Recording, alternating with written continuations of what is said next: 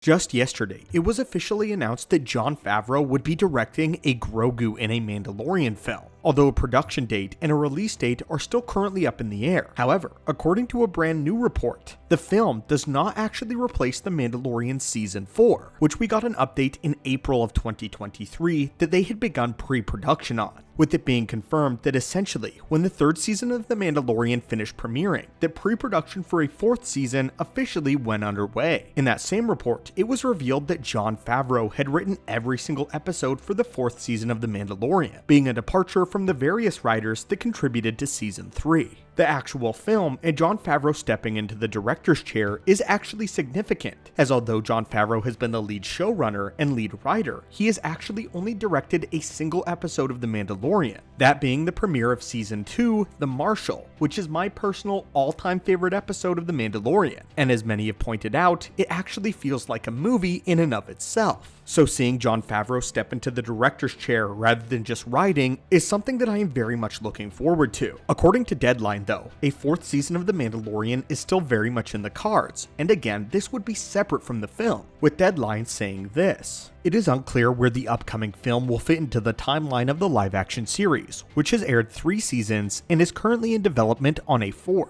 With that said, I do want to add the disclaimer that it is completely possible that this film is now replacing the 4th season of The Mandalorian, but according to both Deadline and Variety, a 4th season of The Mandalorian is still currently in production over at Lucasfilm, and they've presumably been working on it for months, meaning we could see a 4th season with a cliffhanger followed by the film. In addition to this, it was also reported that the Mandalorian film would be the first introduction of the Mandoverse to the big screen, as well as reports that Thrawn was being considered as the main villain of the Mando film. But of course, Thrawn would later return to the Heir to the Empire film as the primary antagonist yet again, and could actually serve as a background villain similar to the Emperor in a Mando film, with the primary focus of the Mando film to put together a coherent story and a mission between Grogu and Din Djarin, but also build upon the larger universe in this era and time. Apparently also in the cards, Luke Skywalker is being heavily debated behind scenes whether or not he should appear in the film or not.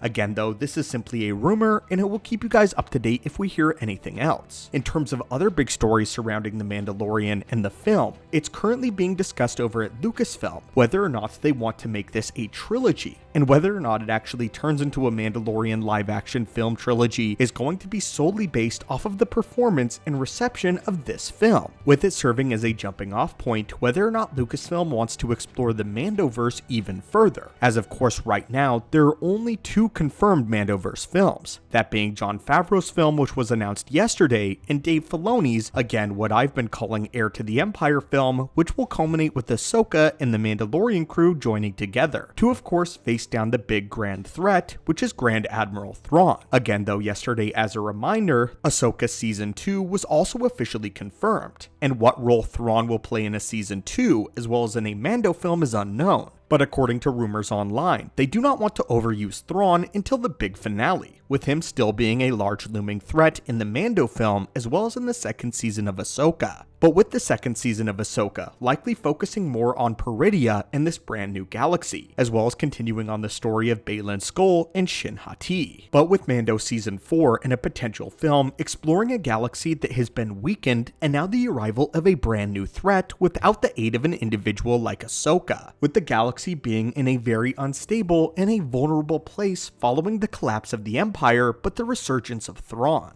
So with this brand new film announcement, it does tell us a little bit what's going on behind the scenes over at Lucasfilm, and they're putting a lot of the eggs in the basket of Dave Filoni and Jon Favreau and how they've built upon the universe following The Mandalorian. With the major question now being, when exactly will The Mandalorian and Grogu release in theaters? Is it possible that the Rey film could actually be pushed back, or will the Rey and The Mandalorian film be released in the same year, which seems to be on the cards? Are the 2 projects far away enough in the timeline, and do they have a different enough tone to both work in the same year? This is something we'll have to learn. But anyway, my friends, this is basically an update on the massive news that the Mandalorian and Grogu are headed to the big screen, as well as some various rumors that I've been seeing online and what could be going on behind the scenes at Lucasfilm. If you guys want to keep up to date with everything Mandoverse, Star Wars in general, be sure to hit that subscribe button. And now, let me know what you think of this in the comments down below. What are your thoughts on how Lucasfilm has been populating this era with stories, and the idea to bring Din Djarin to the big screen before Heir to the Empire? Thanks as always guys for visiting the channel today, and may the Force be with you.